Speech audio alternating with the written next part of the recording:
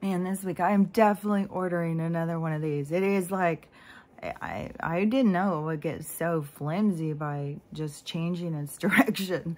So anyways, I got to order it. Probably just need to have this one, I think is really done for. I don't know. Maybe if I get it set up, it will stay if I don't mess with it, but I can't ever get it tight enough now. And maybe I'll have to order a whole 2 more or something. So I have one set at 1. Because, I don't know, TikTok, you have to do it one direction, and YouTube, you have to film it the other direction. And so, it's how they format it or whatever, I guess. But anyways, I had a couple of things this morning that I wanted to talk about. I was having some weird dreams. In the dreams, what's weird is because it was just like so regular. It was like me looking at my hair, how much hair keeps falling out, and really noticing this is the one side, like in my swirl, like if I look at my hair, I can see, and I don't know if this side is because we're all in this swirl, you know, it goes through us, like, and so I don't know if if this is going which direction or whatever, if this is the back part or the front part. But anyways, it is really losing it so much worse. And all of those baby hairs that I was growing that were going crazy all over, they're all going every time. I mean, while I was knitting or crocheting and stuff, oh my gosh, it was constantly, there would be hair in it. And so I know mine's falling out way faster, but I also know like how high this frequency is in the fucking goddamn chemicals. Oh my God. So yesterday, Stella, she keeps whining. This is part of the story too that I want to talk more about. But on this part, so she kept whining. So I was like, okay, you want me to go out and walk? I don't want to go out here. It's horrible. It feels like you're walking into a morgue or something. I don't know how to explain it. It really, it is not like I'm a hermit. In a way, like I'm scared of people. I don't want to be around people or something. There's something with the energy that is disturbing to me. It's like I have to go back into my shell. It is uncomfortable. And it is hard to go out and feel all this death around me and my trees that I had already built a relationship with. Like, I talk to them all the time. Like when I first moved in and I was cutting, because first, my ex came with the chainsaw and took down bigger ones. And then, and there was a lot. It was an overgrown forest. And then I sawed some down with a handsaw. There were all smaller ones. And oh my God, I couldn't believe it while I was out there. It was like some out of Evil Dead or something. Like the trees were attacking me and hitting me. And I was like, I'm sorry. I was like, it was mental. They're slapping me. And I was like, God, guys, I'm trying to do something good. There was some I'd start cutting. It looked like blood was coming out. I was like, okay, we're getting dramatic here now, right? So it was like, and I got trying to tell them, you know, I'm trying to do something good. So we've gone through some stuff in our relationship to get us to this, you know, where they started trusting me and started, instead of slapping me when I went by, they'd reach down and gently touch me, or just reach down and touch my hair. They do that a lot. Like, you know, and sometimes I snap back. Like I'm not, just like if a spider falls on me, I immediately just do that. I don't go, oh, little spider. I'm just not there yet. But so when the trees, sometimes they'll touch me, I will be like, what? You know, so anyways, but, you know, we've gone through some stuff here in this yard, in my space. And, you know, it has been part of my development of this understanding nature is alive around me. Like I've really gotten into that whole, it's not just like understanding it. It's like you start living it. You start being a part of it. And you start recognizing when they're speaking back to you. And so anyways, I was, so when I go out there and seeing the death that's all around and feeling it and stuff, and they don't act, to me, it seems almost like a relief to them. Like, to me, it's like the earth finally decided to take its power back, kind of. And so it's kind of like a relief, like, oh, it's okay. It's okay. Things are going to change. So, but to me, to see so much death, and then still I can't see, there's still some stuff blocking my eyes. My eyes aren't back to perfect, even though a lot of that, it was like that big black stuff that I kept thinking was the GR fin, that I kept thinking that that was in my eye, the way it looked and stuff. I would get scared, like, don't get a magnet up there. Like, what will happen? So it was kind of freaking me out. And that seems to have gone, you know. And I wonder, you know, they're showing this stuff with this space dust stand. And that is one of the things I wanted to say when I was outside. Because, so I was like, okay, I'll come out here and sit for a minute. And everything is just spider, I mean, it's like old webs. It's not, they're just everywhere. It's not like spiders everywhere. But I have one spider, he's making it, man. He's out there, he's going. And he's so fat. I was telling him yesterday, you have really put on the pounds. I don't know, maybe you're going to have babies. But anyways, he's gotten really big. And so I said, well, I'll come out here and sweep off the thing, you know. So I got the broom and I was sweeping off all the death that's all over the furniture and stuff. And yeah, and also I had noticed this the other day when I had left and I went and took Stella to the lake, and the lake had the signs up, caution, poison owls, danger, danger. But of course it's nature poison, it's the algae. We're in danger from the algae. It couldn't be anything that we're dumping in at night. And fucking goddamn, they think we're so stupid. Like, we've seen the videos, you've been caught, dude. So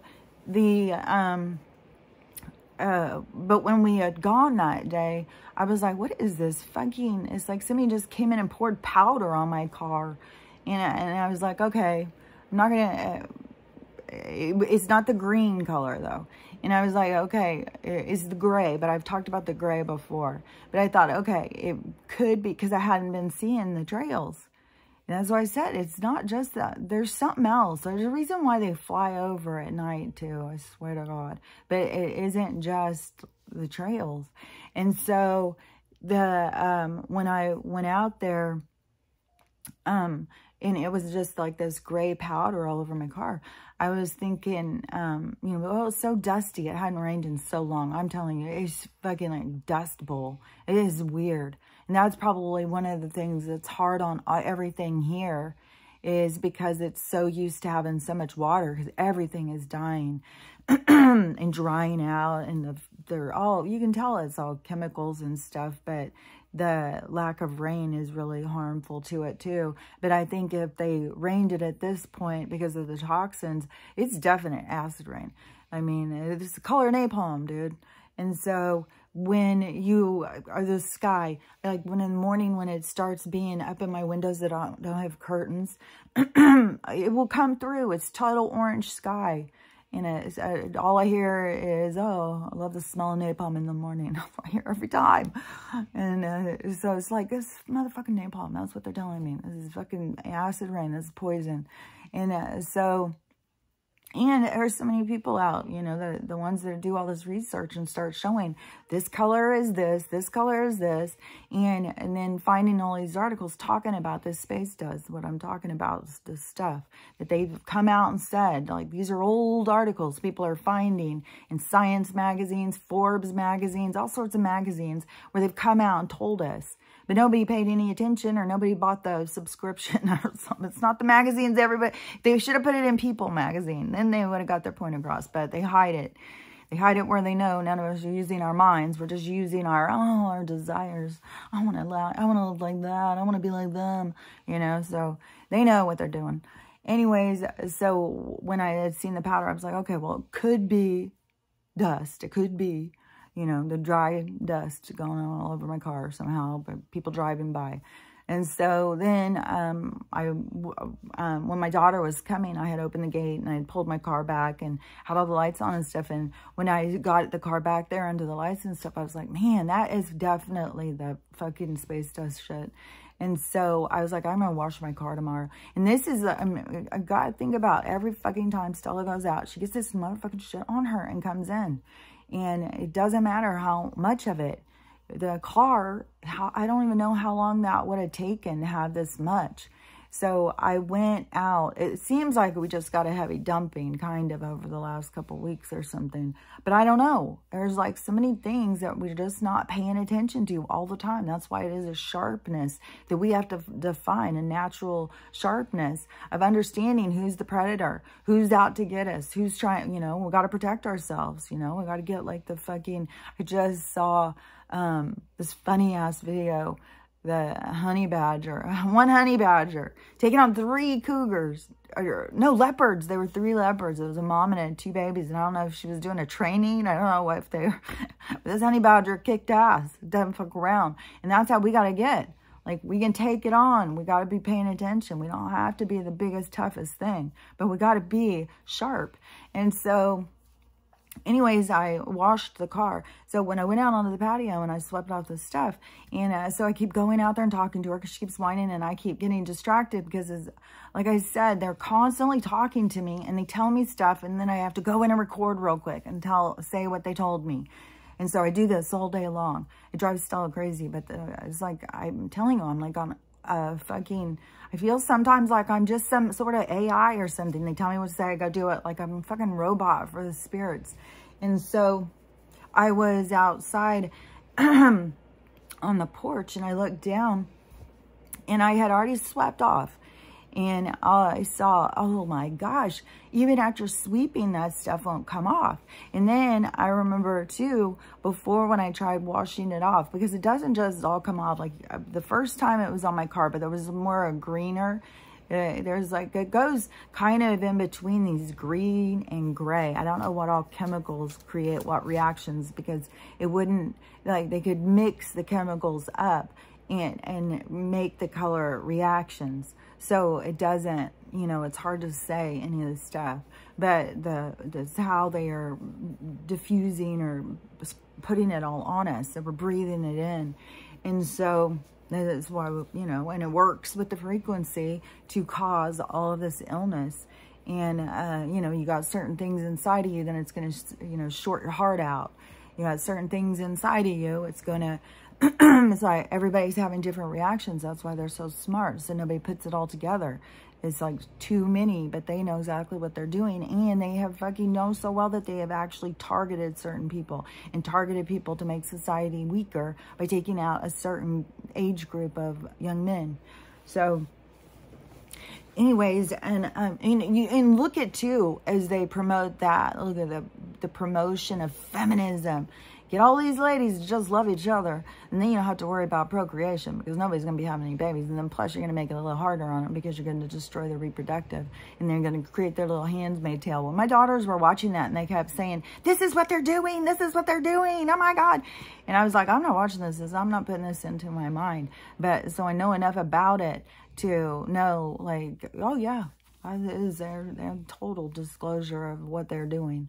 You know, they're just showing it in a story form, but it's exactly what they're doing. And so that powder did not come off just by sweeping. It's heavy powder. It's dense. And I don't know how much of it even absorbs in the wood, because I was wood furniture. And so it absorbs better into a natural product. I did wash it off the car, but I used a rag and soap, and then I washed it off. But there's still some parts where it still has some gray. Like you have to really get in there with some muscle and some scrubbing. And, you know, I didn't go all full born like the guy across the street. Like when he goes out and cleans his shit, I think the guy next door too, when they go out and clean their shit, they get serious about it. I just go out and wash it off. But you know, some people take it serious. I'm not on this, I'm on this way into the spectrum on that one. So, but it really makes you realize too, like, I mean, Stella's getting all of these big cysts, and when she comes in, I start sneezing, my nose stops up, I start getting sicker, and this frequency is so turned up. And in my dream even, my hair was coming out. And then the other thing in one of the dreams was, it was showing me, and I had seen a video of this the other day, And they're doing all sorts of stuff in the skies. They're just throwing it up in some places' faces. Just like here where I'm at, they're throwing it up in these people's faces because obviously this group, you know, I said there's different groups that are learning things together.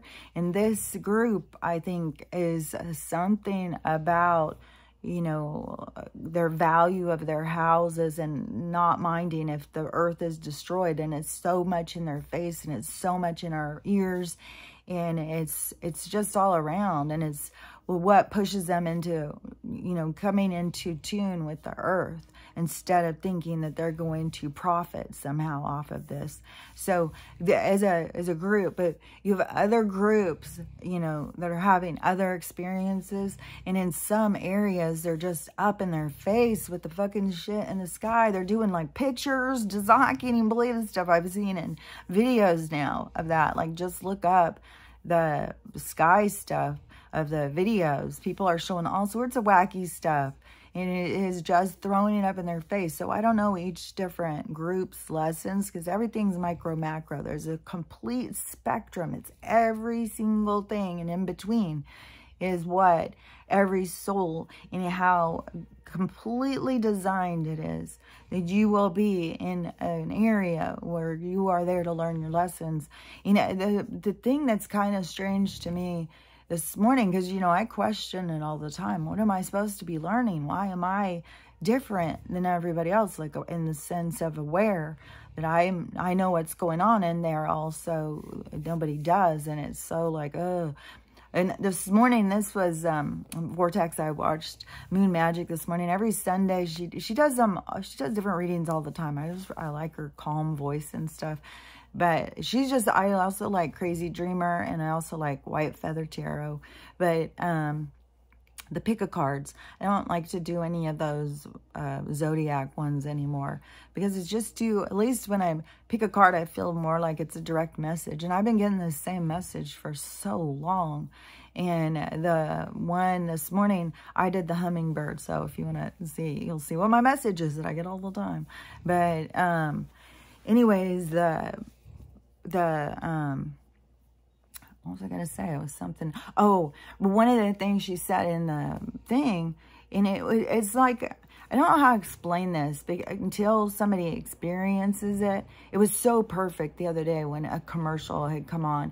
And this commercial came on, and it was a pretty girl, but kind of Texas cheerleader looking, you know, a lot of artificial stuff to make her look pretty. So, and that is always kind of like a sense of insecurity. When, I mean, you know, like the women who would put on more makeup, they feel really insecure, and then they start getting insecure not to have their makeup on and stuff. It's like a safety thing and stuff, you know, and so they lose confidence in themselves and in their own face. And I've seen this happen. Fuck, so many women. But, so this commercial, it had that, and so you have your inner thoughts of that already, and then it was a commercial. I was watching a movie, so I started to click out of it.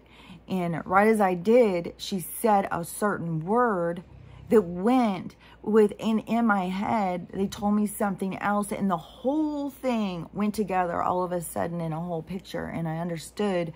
And it also puts together other information that are kind of like seeds, that you'll have like seeds that are planted in you throughout your life, and then and memories, and they're stored inside of you. It can be from multiple lives, I think. And so then something, they start trying to sprout, but sometimes it's hard to really get the full message. And so you will, it's like you can understand it, but it becomes more clear. And so then something will just like make it sprout or make it open, and all of a sudden it's like the thought, the information, the understanding just all goes together, and it just all of a sudden makes sense. But that doesn't mean I can explain it any better, but I certainly could understand it better. But one of the things in the but it showed it so good, and on that one it was really put it together with me about the thing with the filter faces, and how they get people to it's like chasing a dream, chasing this. It's like everybody puts on the same mask, and then everybody, like the mask that makes you have the good life or something, and everybody wants to desire that. And it is almost too like they've kind of made anime characters, which goes right into this droid little AI robot person they're trying to create. But, you know, and even get them to dress up like an AI. So they get all these women to start, or anime, they get all these women to start desiring that look. They get this, you know, what is that thing called? Influencer. Got the instigators and the influencers. It's all the same. The influencers that they lead you, you know, of what looks good or whatever, and how they get the people to follow that trend. And so, you know, for them to start looking like an anime character, even start deforming their body. Like the Kardashians were doing some weird stuff, like crushing in their waist or something with some sort of bands and stuff. Like, you're fucking with your organs, like, people, you know, just like, what the hell? I don't know. I could go on and on about some shallow shit that goes on here, what people do to destroy themselves to try and chase a dream. So, but how it is all done, and how many people start playing along, you know, so then they want to look like that. And I have seen these makeup tutorial things where they'll take like a really old lady and then take her in there, and then, you know, it's like stage makeup, and then turn her into, you know, a hot looking chick. And then, so how many of these ladies then are not going to want to look like a hot looking chick? They're going to go buy all the makeup. They're going to get all the stuff. But it's just putting on a mask. And some people put on that mask and get really full of themselves too. And that is hiding under a mask and not being your true self, if you get what I mean. But anyways, there was a lot of stuff that they showed me about that. But in this tarot thing this morning, one of the things she said, so it was one of those kind of things where there's things they've told me, things they've shown me, and all of those where it all just kind of went together. And she said something about, in the tarot thing, about being a light bringer. And all of a sudden, it just went into my mind differently, how I saw it, and it expanded differently. So it is like bringing light into the dark. And I think that is what I'm doing here. It's kind of like being a lighthouse in a storm or something. Even if other people don't know it, it's an energetic thing. So they had to have like a certain energies around the destruction, kind of like, you think about, some of us are like the 5G, the spiritual 5G towers, because I know there's other people, because I talk to them all the time in the comments of like, why am I so surrounded with these people? It's like, it really does start to feel scary. Like, it really does start to feel like, oh my God, this is mental. It's creepy. It's like being, you know, the sane one in the insane asylum. And so it's, and how everybody's just so cut off from themselves and just on autopilot. And it is, you know, really creepy kind of transformation to experience. But anyways, when they were told me that, showed me that how that all went, the light bringer thing, how they showed me, it was just different than like how, you know, light workers or something. It was, it really is kind of like this light in the dark, that they are, I don't even think I could explain it exactly the way they showed it, but it kind of, it showed me like a person, like a, you know, like a neighbor, and that they're dark, and then you walk up and you are light, and that light comes out of you and brings the light to them. And then you can walk away, but they still have some of that light on them. And then that light starts growing, because it is like Invasion of the Body Snatchers. We're bringing the light to them.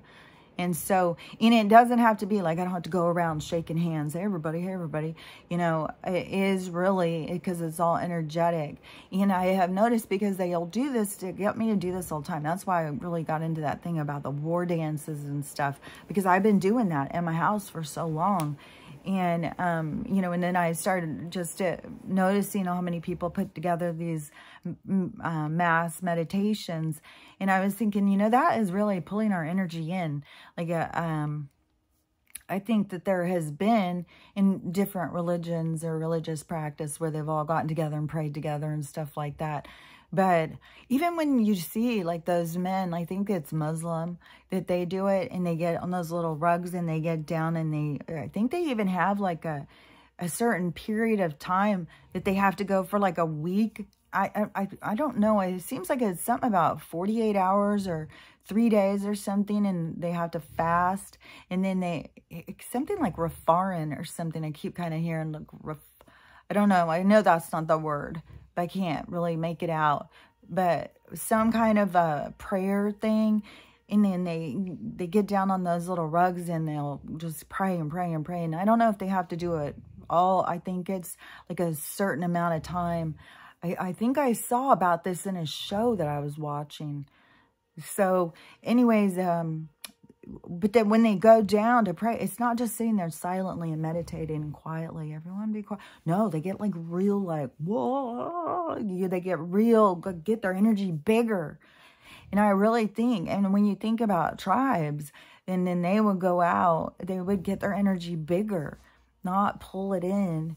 Pulling it in, pulling your energy in for meditation, to me, is for the purpose of reflection. It's an internal reflection time. It's the time to turn off all of the noise. It really hit me this morning, too, as I was thinking about the difference in people. Because, you know, they're always talking to me, and, you know, people who don't hear and don't understand, they think the people like me are crazy. We just think we're hearing things, and they don't understand at all life from my perspective. So they can't comprehend it. But then you have the people who are very trapped in ego, and they think that their brain's just thinking of everything. They think they're, you know, superhuman. They're so smart and they're above everybody and they know better than everybody. But really, because part of their ego, when you get all in ego like that, you also start feeding that energy that can attach to you that is kind of rude or mean or whatever. And so it's like, it's not an evil energy. Like, people get into these things like it's a demon and they've got a demon. Sometimes it can be a playful energy, and then they like to see the little jolts of energy, you know, the reactions that people have. So they do those kinds of things because they live off of those little reactions. So it is, it doesn't necessarily have to be demons are attached to everybody in ego. It can just be all sorts of energy. It depends on your vibration. It depends on what you attract. It depends on what you go around. It's so many factors. So anyways, when people are going around all in ego, you get the little devil on your shoulder. You know, oh yeah, they think, you know, it just gets them to kind of be more in ego, more snotty, more of what they shouldn't be going in that direction. They should be going into a balance, a humble. You got to get into a balance of the protector and the humble giver. And so it is about finding the balance between the two. And so when the people get all in ego, then they just, it really is a separation. It really is a division in themselves. It really is. They are projecting out, you know, it's kind of like they are a danger to other people. They can't just be in the same kind of connection. They're playing it out in them, kind of, because they're in ego. So it's all about them. And so then you have the ones who are they are just replaying a record all the time. So they aren't hearing the universal consciousness either. Like the ego ones, they're all just all absorbed in them, and the consciousness that is attached to them, they have no awareness of it because they think everything is inside of them, and they don't realize they're a part of all things. So they don't realize and that is where you get these kids and stuff who, well, I'm a mass murderer. That's what I am. I'm a psychopath. I'm a this. I'm a that. You see how you can just start. If the darkness is inside of you and you start feeding that darkness, oh yeah, you could attach a really pretty evil kind of spirit. Crossing its path, you could attach something evil to where it was like sitting there whispering in your head, oh yeah, look at them. Yeah, wouldn't it look good? Just pull their guts right out. You know, like this weird shit that these people start hearing in their head and think like, man, you start hearing weird shit in my head and I'm like, get the fuck out of here. Get the fuck out. You're not welcome here. Like, you got to have discernment. You got to recognize who the fuck is fucking with you. And they'll fuck with you without you ever even knowing, too. It's real easy. But but the people who live in pain and suffering, see, they're just playing a record all the time. They're just like stuck on a record track. It's like you put on the song on Spotify and you didn't realize that you had put it on replay and just playing over and over and over and over and over. And they're just so lost in that they don't even realize it's playing over and over and over and over and over. And so they become super reactive and on autopilot. And they don't even recognize the voices. They can't hear them because the record is on so loud. And sometimes you can even get yourself into where you're talking to, it's like you're talking to yourself, but you're talking to the record. You're talking to the experience. You're talking to the energy that is held in that thing. You just get real absorbed in that. And that is where you find yourself on pain. And that is how people become so reactive, just triggers. Because they're so in that place, they're not in the present moment. So things that people say, they react to it is it's in that same place. They're in that same place. So they've got that record going so loud. They're cut off from the universe. And every time that you go back into pain, then you go back into a record. You start playing that record. And this is a time of healing. And I'm telling you, these records are going to start playing. But they're playing for you to recognize now. Oh, this is it. This is what's playing out. Okay, and then start catching yourself. Start paying attention. Because you're not the same person. And these people aren't the same people. People change all the time. And you have to, stay up with it. You have to be changing too. And if you're just replaying your same pain over and over, you are holding yourself back. You're stagnating yourself and you're reactive to the world because you think everything's out to get you. And that is where you get this real victim mentality. You just feel like a victim in the world. Like nothing is there for you. Everything's out to get you. Because that's what you're focused on. And that is why everything is such a reaction and drama. And so, when you start healing, you see drama is so pointless. Keep me away from the drama. I don't want any drama. Get away from me with your drama. You just start getting into that.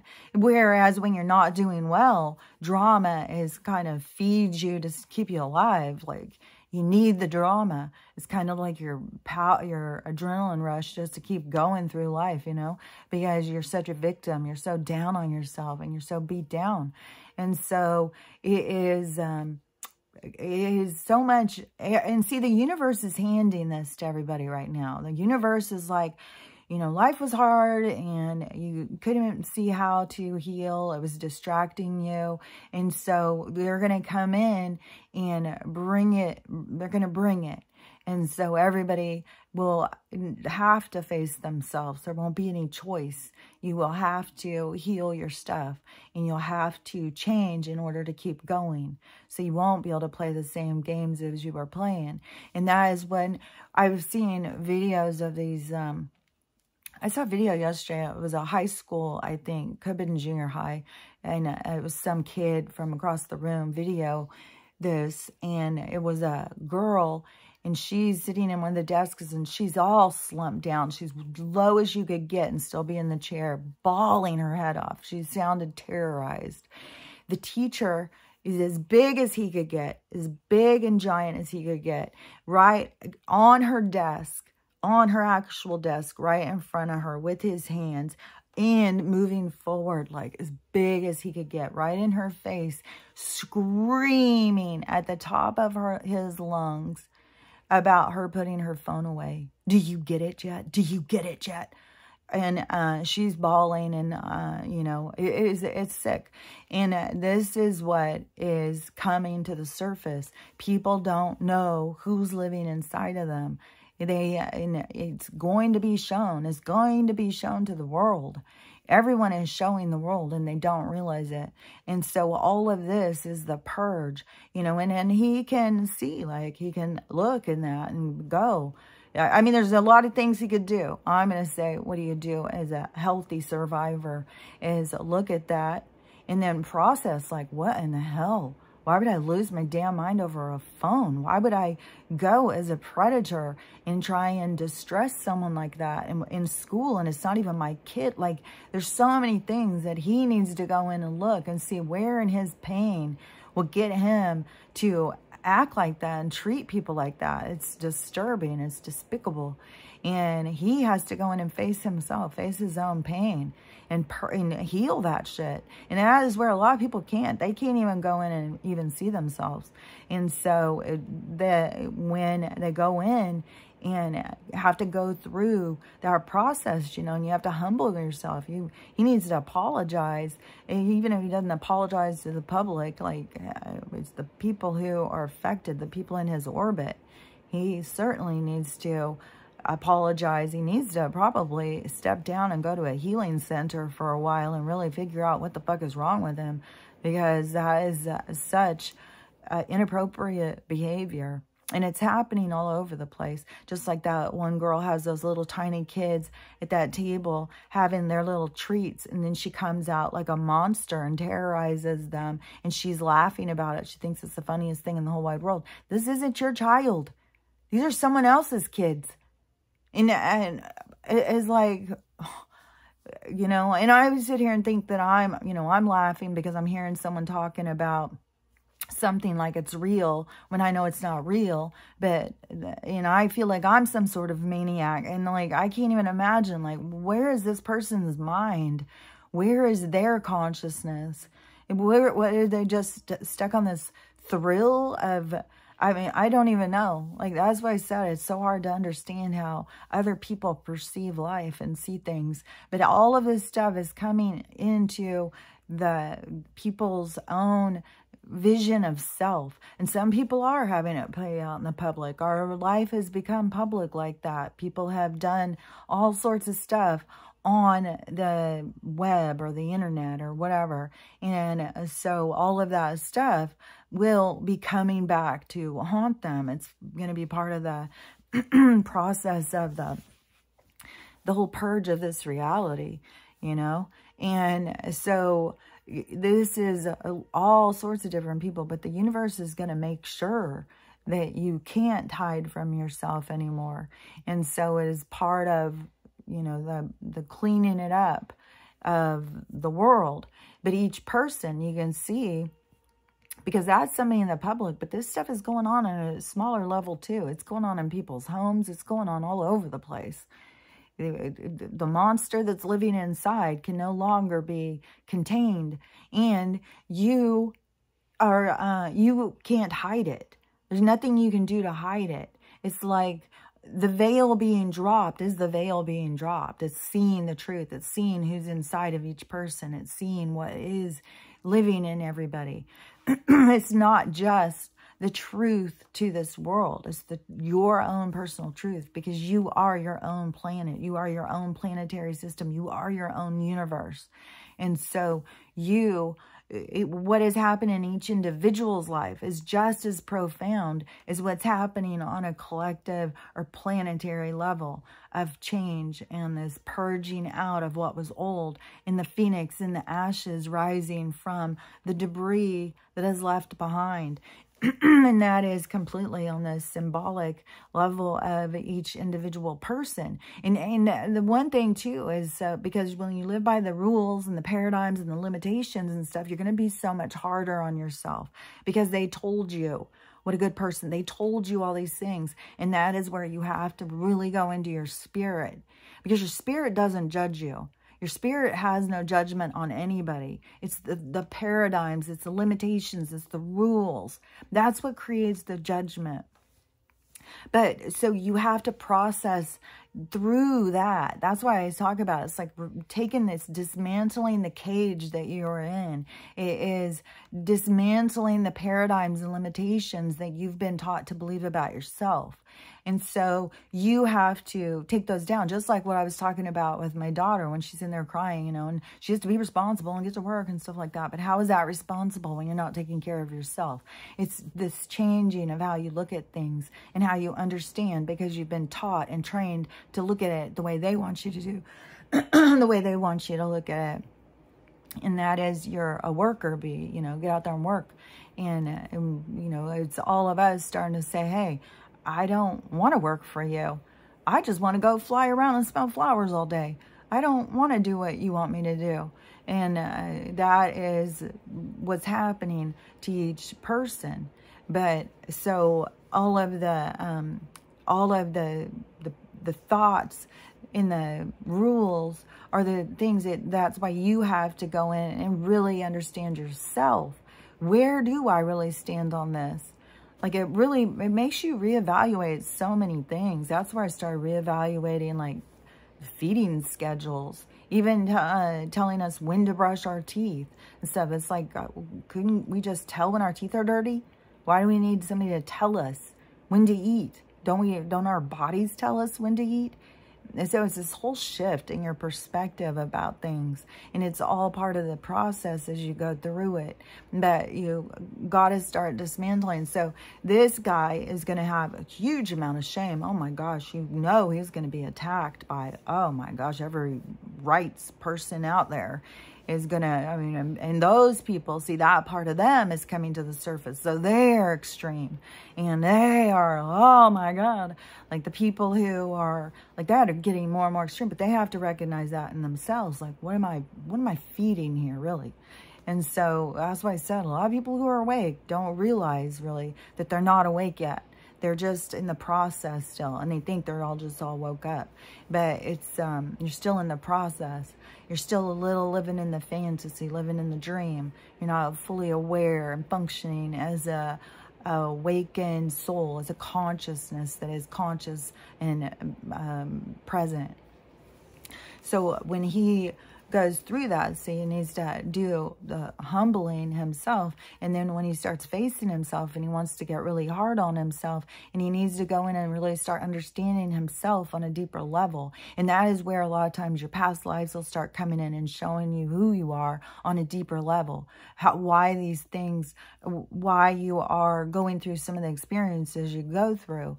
But see, you have to shift into that come to Jesus, you know, that spiritual opening. Here I am, God, take me, you know, help me understand. What does this all mean? Who am I? Why am I this way? Who, you know, is going through that process. It's the existential crisis of life. And so he has to get to that point, because, see, and everybody's being pushed because everybody was on autopilot. Everybody was just one of those non-players or whatever they are in the game. And so he has to now come into touch with himself, come into touch with his own spirit, and then start processing his own pain, his own character, and his own soul's attachment to what and who it's attached to. And that is when you start really understanding your attachment to all things in nature and everything, because you start really understanding the energy and who and what you are, and how we are all really just like how that shrimp could see. We are all just, this is all just color and movement and sparkles.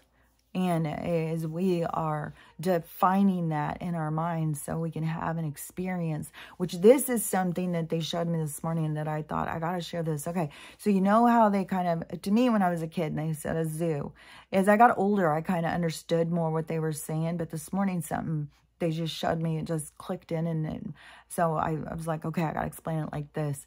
And so if you think about this, so if you think about Night at the Museum, the Ben Stiller movie, you know, this is just the one that like is shown to me, is that scene, so that I can explain it.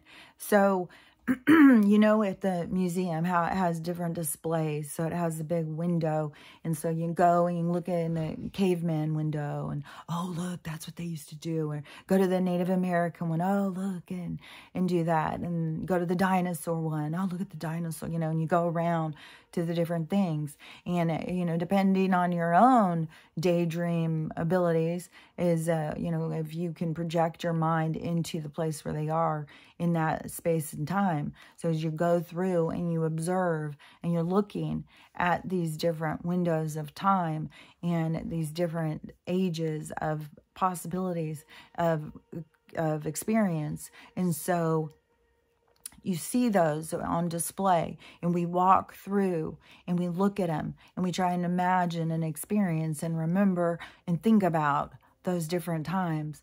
And so this place is that. We are the window. We are in the window. We are in the display.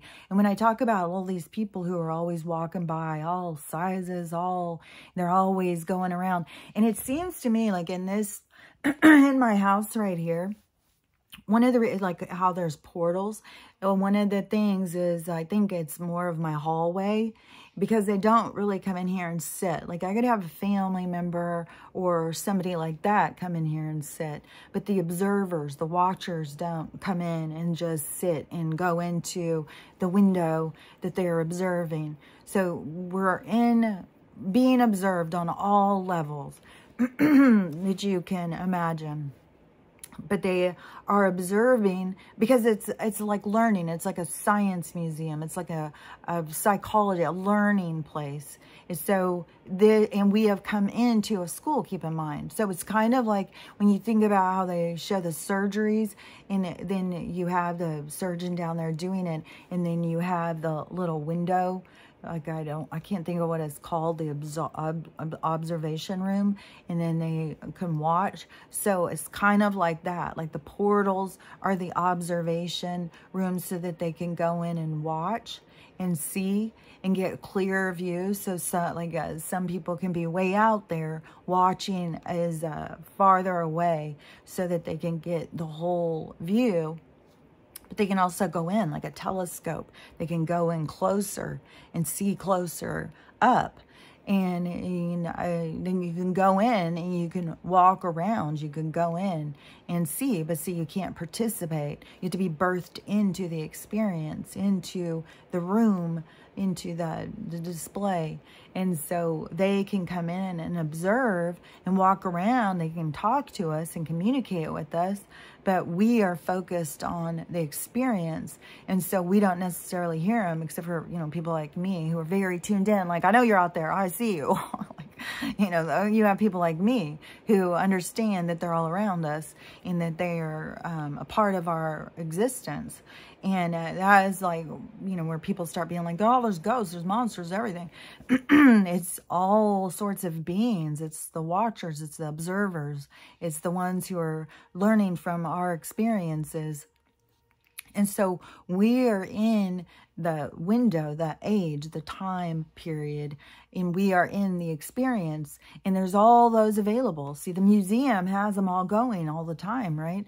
So it's everywhere around you. So you can, and a soul, because you are just a thought, a projection into that that space. So your spirit, your soul, can have as many experiences as it wants at one time, depending on how its own level of its own abilities. And that is part of how you keep raising your vibration and leveling up as a soul. So a soul can be playing multiple games at once. So your soul can be having multiple experiences at once. You could be interacting with people who your soul has put in there. And then depending on the soul, because it goes up and gets smaller and smaller and smaller to the point where you do get to a place where they call source. It's the one. But then it goes out. I think that goes out into... I think in the original thing, there's something about 13. There's 13 main gods that came out of the God. And that is kind of like, I think, how we are designed to follow certain patterns. Why some of it, you see how when we come down here, we have to go in and play other ones so that we can understand more of their perspective or perception. And it goes out like the micro, macro, and goes down to the cellular level. And that is what when you're in here playing, it is going down into that kind of level from a soul. So you get into like the smaller and smaller and smaller, and depending on the soul's own ability of where it can go, how close you are to that and how much you are connected to that. So if you think about like that, is okay. I know. Okay, so think about this. So think about if you are the soul. Okay, so you have source. It's where all the energy has come back together. It's where all the energy has come from, is this source, the main mind, the consciousness that we all come from, the universal mind, the whole thing. And then it goes out in 13 directions. Say, I'm just going to use 13. I'm not sure. This is stuff you could look up. There's other people who have, tried to go further into some of this stuff. But so it's like 13. So if you think about those 13, like I talked about the organs, like your lung organs, your kidney, your brain, your heart, like all of these different organs, they have a different function. So if you think about those 13 gods have a different function, but then when they get birthed in, so that they have to all come together and work as a system. And so then you get down onto the cellular level of what we're here to experience, why this unity is so important and why it creates a collective consciousness, is because it is taking all of those minds, all of those great minds, like if you want to think of them as gods or whatever, but we're really just an extension of that. It's like that thing, same thing of moving forward, and we are the extension of that. So we are a projection of what is there. And then think about how well can you project? How well, if you go and you look at something, can you read a book and project yourself into there? Can you create an image and project yourself into there? In a dream, you become a projection of self. So that is this evolution. So the cellular level is becoming its own, like you are becoming your own God by your conscious, your surrender is coming to my mind. I don't know if that makes sense, but consciousness to manifest into its enlightened position. So you are the creator of your own creation at that point.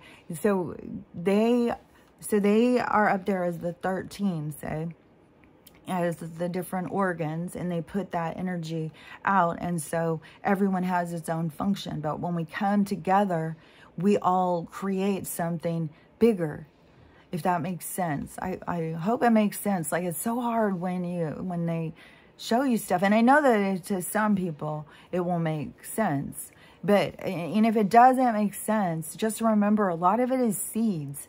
You just get little seeds planted through your life, and then you will be hearing something or seeing something, and all of a sudden it's like it sprouts. It's like, oh, that makes sense. Or you can be listening to somebody and they will say something and be like, oh, I knew that. See, I knew that. But hearing somebody else say it, it just gives you that extra added confidence in your own knowing. And that is when you can start really focusing on how you are hearing the universe and stuff, because like in meditation, that is to me, you can go into a place of being in communication and in reflection, because that is part of it. Like so many times, this is kind of where I say that I'm always talking to the other side. So if you think about this in an imagery, because this came to me yesterday. I was doing something in the kitchen, and so many times I'm telling you, my avatar is just, it's like I put it on auto and I go somewhere else. And so and where I would say I would go is, it's kind of like a room. And I've seen it before in like movies too. And you think of it as kind of like a big open room, but it's like a cylinder kind of, and it's silver kind of, but it's kind of like it's kind of like a panel, kind of like a judges or guidance or whatever, you know, like I know I'm on a mission. I'm probably just going to check in and then they tell me things, but it's kind of like a group of beings. Sometimes it could be one or two that is talking or whatever, but it's like you go there and it's kind of like they're telling you things and giving you more information and reminding you of things and keeping you on track. That's a good one. That is what always, like they'll show me of certain things. Like I said, something can become intoxicating, and then they'll show me quickly the other side of it and why you have to find the balance in the two, because there's both sides. That's what, you know, I talked about that when I was 3 years old. They were doing that to me, trying to give me balance when I was trying to be naughty, and they were telling me. And then also that's where I started finding out that you're being watched all the time, where people think they're getting away with something. Nobody's watching. Jesus Christ, you are, yeah, you think you just drugged that girl and you just snuck her back there and nobody's all wiser and you're sneaking around. You got a fucking audience, dude. And you're going to face yourself. When you realize, when you come to that spiritual position of understanding, you will face yourself, and everybody saw. So all of the people, just like how it is showing us these people who are being seen by the public eye, there's a universal eye. We're a part of everything, and you will, and it isn't like they're going to come after you and hang you and lynch you or something. No, you will be ashamed. It's the shame that a soul of like wanting to do better. And you know, I think that is the drive why so many go back into these experiences like this, so that they can challenge themselves and become bigger, because you become smarter and stronger and more knowledgeable as a soul every incarnation. Even if you're in this incarnation and you feel like it's like useless. There was nothing good about my life. There was nothing. My life was just pointless. It sucked. And then you go to the other side and you're like, oh, I didn't know. Oh, now I see. Oh, man. God, I was learning. Oh, my gosh. God, can I go back? You know, that's how it works. So, and the judgment is kind of like that dream where people, all of a sudden, they start having those dreams of being naked in class. Like everybody's got their clothes on except you. That is kind of more what judgment feels like when you're on the other side. That is the shame of the whole thing of wanting to hide yourself. And then you come in here and people put on these masks and think they're hiding themselves, but you can't hide yourself. You can't hide yourself from you. You can't hide yourself from the world. It's all being on display all the time. And obviously, Stella needs something. And there was a whole thing I wanted to talk about with that. Because, hold on, I gotta say this before. Hold on, just a sec. Okay, go.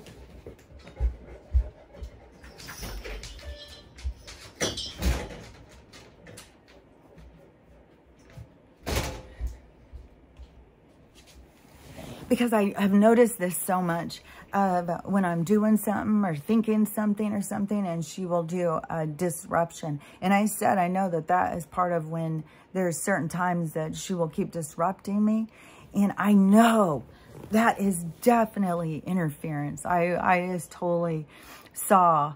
And I'll tell you another thing is that ever since she had this weird episode, this one eye keeps doing something weird, like, I don't know, like shape-shifting or something, and it kind of trips me out. And that's where and that's why I've done clearings. I've tried to do like practically an exorcism on her, because I think, and I just think, just be aware of this with your own animals and stuff, that these little disruptors. So you're trying to do something or stay on track, and you maybe going deeper into something and thinking, and then you get interrupted by your dog or something. That is the disruptors that are trying to keep you off track. And it's not like you have devils and demons that are trying to get you. Just they disrupt, because it's way easier to disrupt the dog and than to disrupt us, because they can use the dog to disrupt us.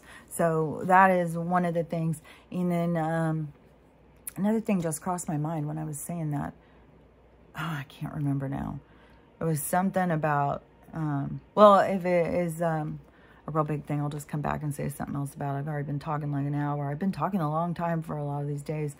But it's really hard to explain some of the stuff. So hopefully it made some sense to somebody. And I'll talk to you later. Bye.